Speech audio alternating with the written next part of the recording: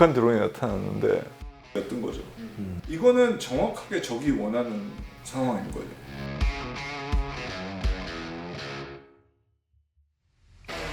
우리가 미국보다 먼저 가고 있는 게 뭐가 있냐? 따라가는 것만 하지 않냐?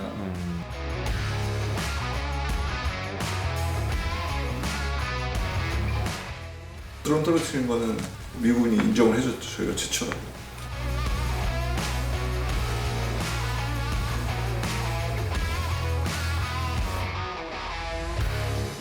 카이스트의 교수로 일을 하고 있는 김용대라고 합니다.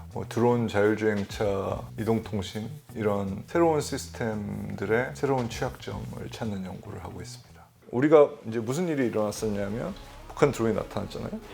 전쟁에서 드론을 이용하는 이유는 비대칭 전력이기 때문에 그런 거죠. 근데 우리는 1,000만 원짜리 북한 드론이 나타났는데 1,000억짜리 비행기가 뜬 거죠. 이거는 정확하게 적이 원하는 상황인 거죠.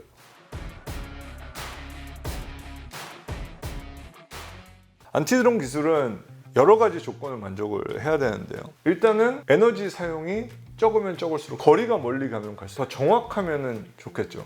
그 다음에 우회가 불가능한 기술일수록 좋은 안티드론 기술이에요. 이게 한 4가지 정도 기본적인 무기로서의 요구 조건일 거고, 그 다음에 또 하나가 안티드론 기술들은 부작용이 꽤 많이 있어요. 변전소나 기지국들은 정확한 시간을 요구를 해요. 그래서 GPS 스푸핑을 했는데 시간이 바뀌어버리면 이동통신에 문제가 생겨버리는 거죠. 이런 부작용을 줄일 수 있어야 되는 거고, 요즘에 우크라이나 전쟁 때문에 많이 나오고 있는 게 군집 드론 공격을 많이 해요. 그러니까 군집 드론을 하는 이유는 한 대가 갔다가 얘가 실패할 수가 있잖아요. 그러니까 여러 대로 왕창 이렇게 보내는 거예요. 우리가 총을 가지고 쏘면은 한 대씩 맞춰서 떨어뜨려야 돼요. 그래서 군집 드론 공격을 해결할 수 있는 능력이 굉장히 중요한 요구 조건이라고 생각을 합니다.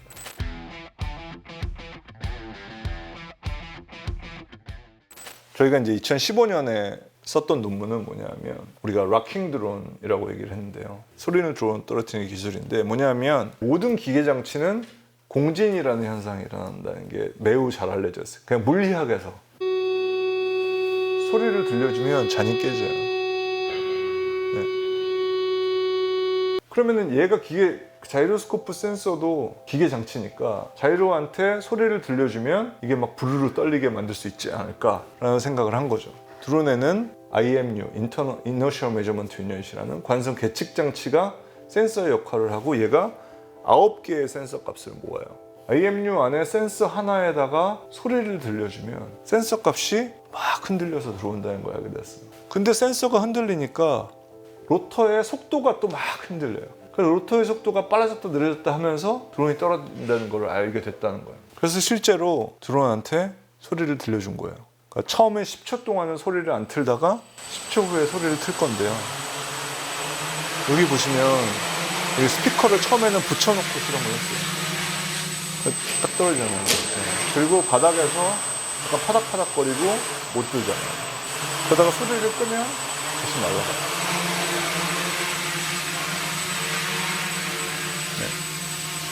그리고 이제 실제로 센서 값들을 조사를 해보니까, 그러니까 처음에는 매우 안정적이다가 소리를 키니까 그때부터 막 떨리기 시작을 하죠. 그런데 이게 중요한 게 아니라 왜 떨어지냐, 이때 모터의 속도를 재본 거예요. 그러니까 모터한테 명령어가 들어가는 게 빠르게 늦게 이렇게 명령어가 들어가는 거예요. 그러고 떨어지는 거죠.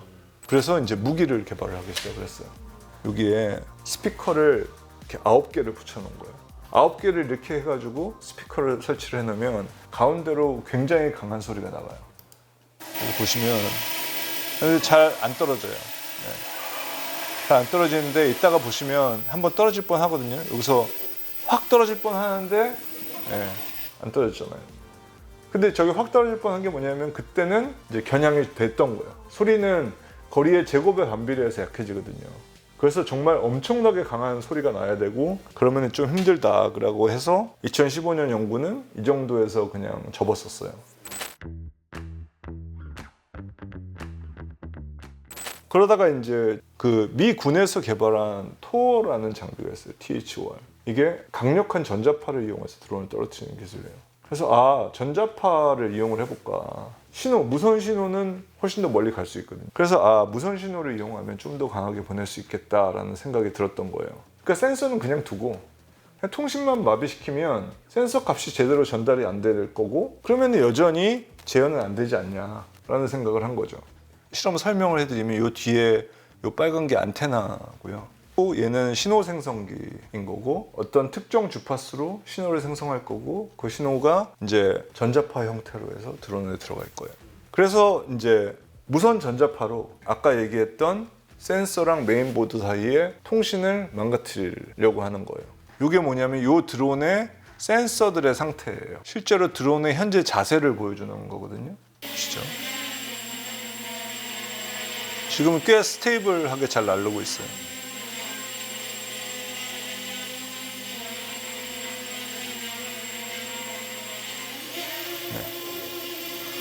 여기 보세요. 자기가 빙글빙글 돌고 있다고 생각하는 거예요. 사실은 이 정도밖에 안 돼 있는데, 네. 그래서 이제 우리가 원래 생각했던 대로 그 통신이 망가졌고, 망가지니까 드론이 떨어졌던 거죠. 유선을 망가뜨릴 수 있다. 그래서 드론이 떨어진다. 그러면 공격 주파수는 어떻게 결정하는데? 그게 이제 되게 중요한 질문이었는데, 저희가 메인보드를 5종 정도를 본 거예요. 무선 신호가 유선에 뭔가 영향을 주면 유선에 이제 볼트가 올라가요. 그래서 전압을 재본 거예요. 전압의 변화를 잰 거죠. 그래서 여기 X축은 주파수고요. Y축이 이제 전압의 변화인데, 다양한 센서를 써도 보드 하나에 그래프가 거의 똑같이 나와요. 센서를 여러 개 써도 거의 똑같고, 픽스호기나 DJI는 그거 나름대로 또 주파수가 있고, 그러니까 메인 보드마다 공격 주파수를 다르게 할 수 있다는 뜻이에요. 그래서 도심에서 쓸 수 있는 기술, 혹은 교전 중에 우리 드론이 뭐 군집 드론으로 날고 있고 적의 드론이 날르고 있는데, 여기다가 적의 드론의 공격 주파수로 쏘면 우리 드론은 살아있고 적의 드론만 떨어진다는 거예요. 그래서 그것도 실험을 했어요. 보드를 그냥 드론은 안 날리고 보드만 2개를 했는데, 이제 픽스호의 주파수로 쏠 거예요. 근데 그러면은 픽스호의 주파수로 신호를 껐다 켰다 하면 픽스호의 신호가 끊어지고, 멀티위 드론은 아무 문제 없이 통신을 계속하는 그런 동영상을 보여드릴게요. 이게 픽스호이고 얘가 멀티위거든요. 근데 저거를 키면 끊어지잖아요. 근데 이거는 아무 상관없어요. 그러니까 끄면은 또 생기고.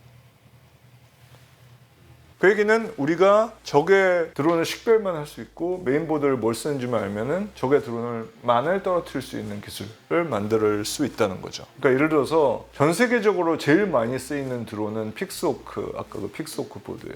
픽스호크는 지금 쓰고 있는 게 딱 2가지 종류밖에 없어요, 보드가. 이 2가지, 그러니까 얘의 공격 주파수, 얘의 공격 주파수만 알면 픽스호크는 다 떨어뜨릴 수 있어요. 그 다음에 한꺼번에 왕창 빨리빨리 떨어지기 때문에 뭔가 공격을 탐지하고 이제 복구하고 이런 것들을 하기가 굉장히 힘든 그런 안티드론 솔루션이다 라고 이제 주장을 하는데, 사용을 하고 싶은데 문제가 있어요. 저희가 이제 공격 주파수가 400MHz 이하거든요. 400MHz 이하는 물리적으로 신호를 이렇게 모아서 쏴야지 멀리 갈 수 있는데, 모아서 쏘더라도 날아가면서 이제 유출되는 게 많다는 거예요. 그래서 잘 안 모아진다는 거예요. 그래서 모으려면 실제로 3GHz나 2GHz나 저쪽 고주파로 올라가야 된다. 그러면은 그 위로 올라가도 아마 보드에 영향을 끼칠 수 있을 텐데, 그런 것들이 뭐가 있을까? 를 지금은 고민을 하고 있는 거고, 군비 경쟁이라는 거에 대해서 잘 생각을 해보면, 우리가 새로운 공격 기술을 개발을 하면 남들은 이 공격을 방어할 능력이 없어요. 선제적으로 공격 기술 개발을 했을 때 그에 대한 선제적인 방어 기술을 개발을 하는 거죠. 근데 궁금한 거는 우리가 미국보다 먼저 가고 있는 게 뭐가 있냐, 따라가는 것만 하지 않냐.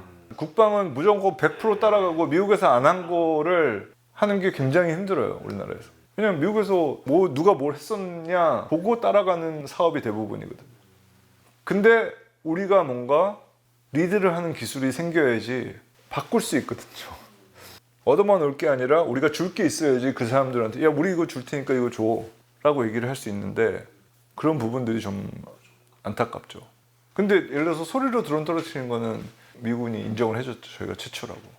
19년인가? 그 미국의 샌디아 내셔널 랩이라고 국가연구소가 있는데, 거기서 뭘 했었냐면, 그 소리로 우리가 드론 떨어뜨리는 기술이 정확하게 보면은 음압이 음악 이제 소리의 압력이 센서에 영향을 끼쳤던 거거든요. 그래서 얘네들이 우리 논문을 인용을 하면서 저 논문에서 이런 얘기를 했었는데 압력이 센서에 영향을 끼칠 수 있는 다른 방법이 뭐가 있을까라고 생각을 하다가 C4라고 폭탄이 있어요. 테러리스트들이 쓰는 C4라는 폭탄이 있는데 폭탄을 드론 앞에서 터뜨린 거예요. 왜냐하면 소리는 멀리 못 가니까 이렇게 폭탄을 쏴서 여기서 팡 터뜨리면 이 압력이 드론을 떨어뜨릴 수 있지 않을까라는 실험을 했었고 그때 뭐 잘 떨어졌다 뭐 이런 얘기를 하더라고요. 그래서 어쨌든 우리 논문을 인용을 하면서 쫓아오는 경우도 있더라. 네, 그랬었던 거죠. 네. 그럼 이런 사례가 많이 생기면 좋을 것 같은데. 그러니까 중요한 거는 과학자, 공학자들이 정말 이제 세계 최초 연구를 지향을 해야 되는 거고 그래야지 그런 기술 우위를 잡을 수가 있겠죠. 그런 연구들이 많이 있었으면 좋겠고 연구자들이 그리고 이제 젊은 학생들이나 그런 사람들이 이게 국가에 진짜 필요한 기술이에요. 그러니까 돈을 얼마를 벌 수 있는지 솔직히 잘 모르겠지만 국가에 필요한 기술이잖아요. 네, 그래서 국가에 필요한 기술을 개발하고 국가를 위해서 뭔가 이바지할 수 있는 그런 것도 저는 굉장히 중요한 삶의 목표 중에 하나가 되지 않을까.